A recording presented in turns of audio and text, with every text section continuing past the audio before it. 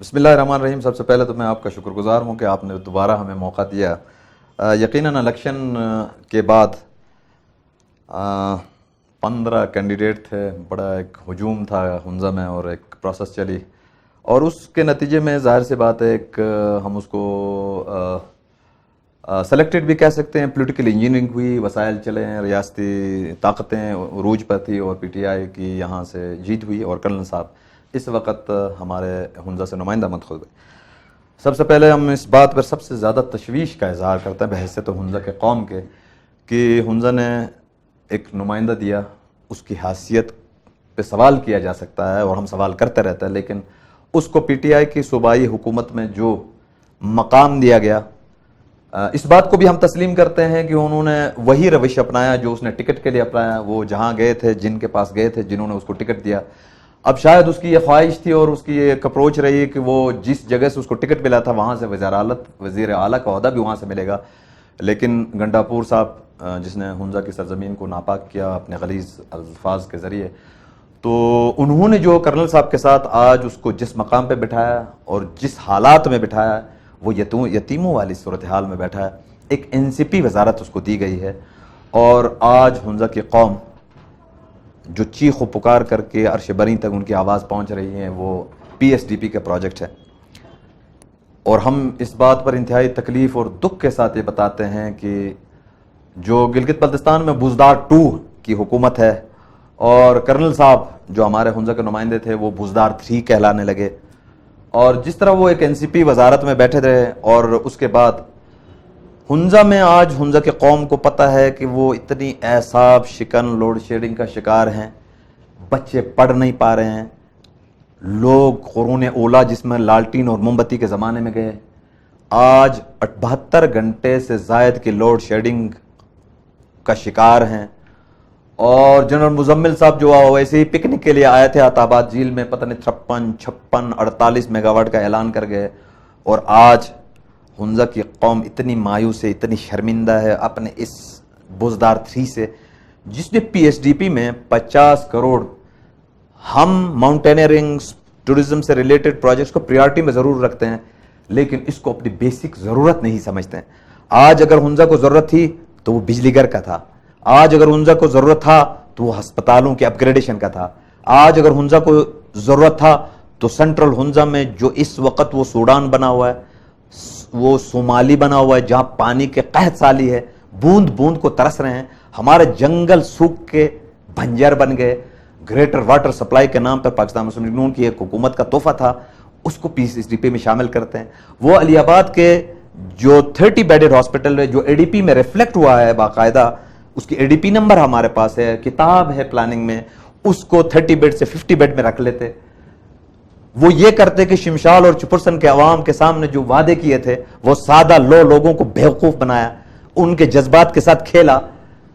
87 کروڑ روپے کا چپرسن میٹلنگ روڈ رکھ لیتے, شمشال کے ان ماں بہنوں کے لیے کوئی ہسپتال ڈسپینسری یا لیڈی ہیلتھ ورکر کی اپوائنٹمنٹ کرواتے تھے تو روڈ تو نہیں ہونا تھا, وہ حسین آباد سے لے کر ناصر آباد تک کا روڈ رکھ لیتے.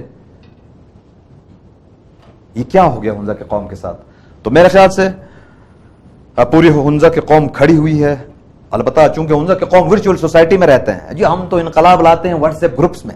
وہ انٹلیکچوئل ٹیررسٹ جو دنیا کے مختلف ممالک میں رہتے ہیں وہ یہاں پہ جذبات بھڑکاتے ہیں اور فیس بک پہ انقلاب برپا کرتے ہیں, حکومتیں گراتے ہیں, حکومتیں بناتے ہیں, لیکن زمین پر ان کا کوئی وجود نہیں ہے. تو میرے خیال سے آج ہم سیاسی جماعتوں کا یہ اخلاقی اور قانونی اور ہماری ذمہ داری بنتی ہے کہ تاریخ کے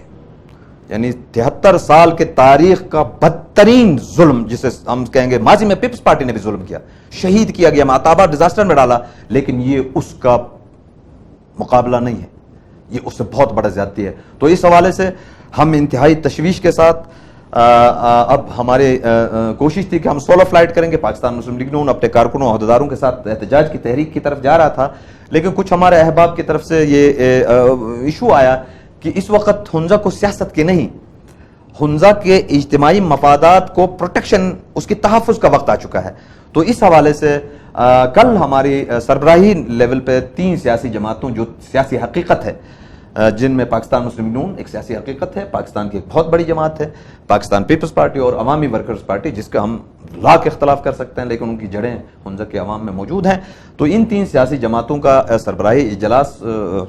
ہو چکا ہے اور ہم کوشش کر رہے ہیں کنسنٹ کر کے 1-2 دن میں انشاءاللہ ہم ہنزہ کے قوم کی ترجمانی کریں گے. ہنزہ کے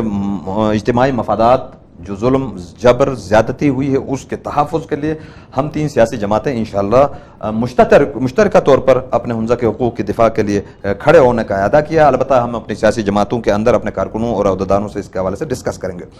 اور ہم اس بات کو انتہائی لیول پر کنڈم کرتے ہیں کہ 15 کینڈیڈیٹ تھے, آزاد امیدواروں کا مجموعہ تھا, ہر جلسے میں پہنچ جاتے تھے, ہر گاؤں میں ہم پہنچتے تو اس سے پہلے 14 لوگ تھے, گاؤں والے بیزار ہو گئے تھے, لوگ بیزار ہو گئے تھے. کس کو سنیں؟ آج ان کا نہ تو زمین پر وجود ہے, جنہوں نے 5000 ووٹ لیا ان کا بھی وجود ختم ہے,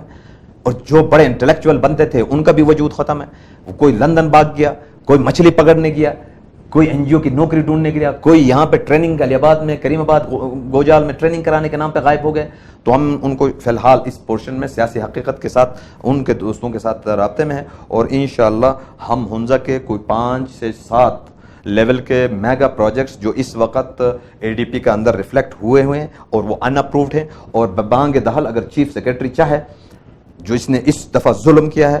وزیر اعلیٰ نے بھی, پی ٹی آئی حکومت نے بھی ہنزہ کے قوم کے ساتھ ان کے جذبات کے ساتھ کھیلا ہے اور ظلم اور بربریت کی انتہا کر دی ہے, تو اس کے ازالے کے لیے ہم 5 وہ منصوبے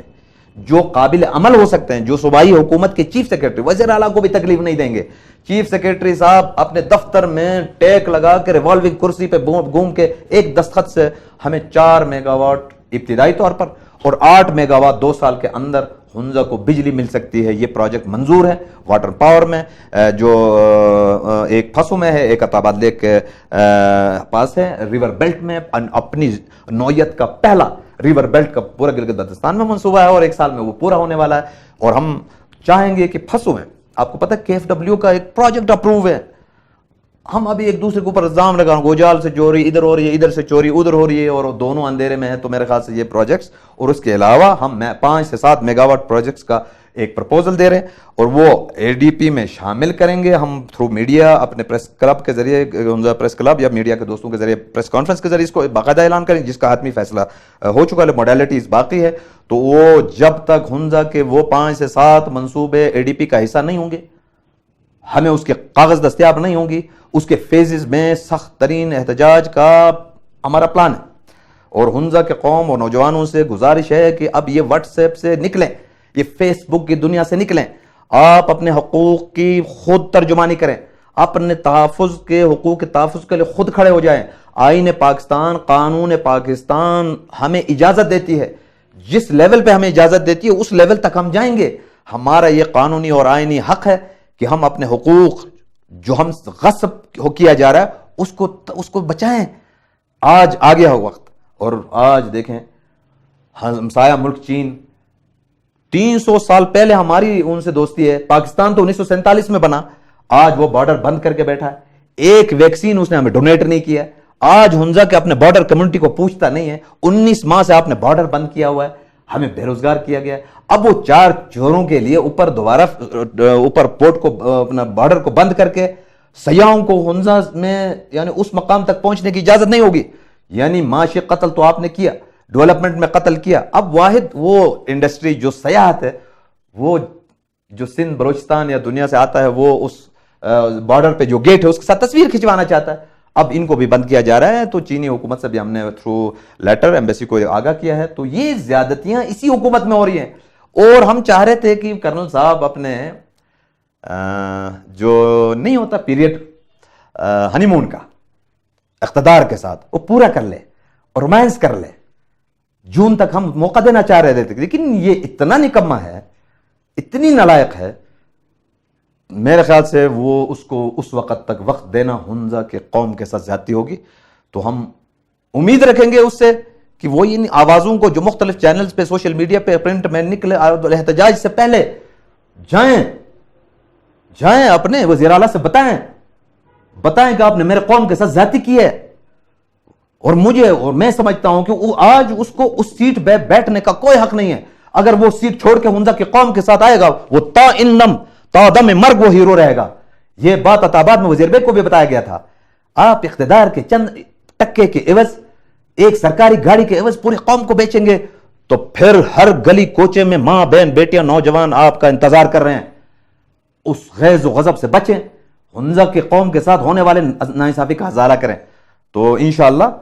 میں یقین رکھتا ہوں کہ اپنے حنزہ کی قوم کے ساتھ کہ ہم قانون اور آئین کے دائرے میں رہتے ہوئے ایک پاکستانی شہری کے ناطے، ٹھیک ہے ہم NCP ہے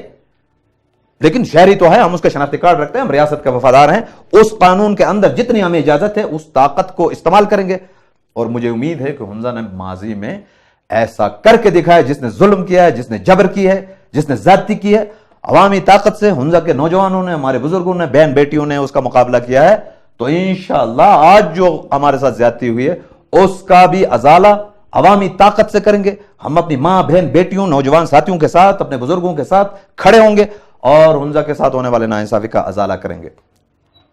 تو بہت شکریہ.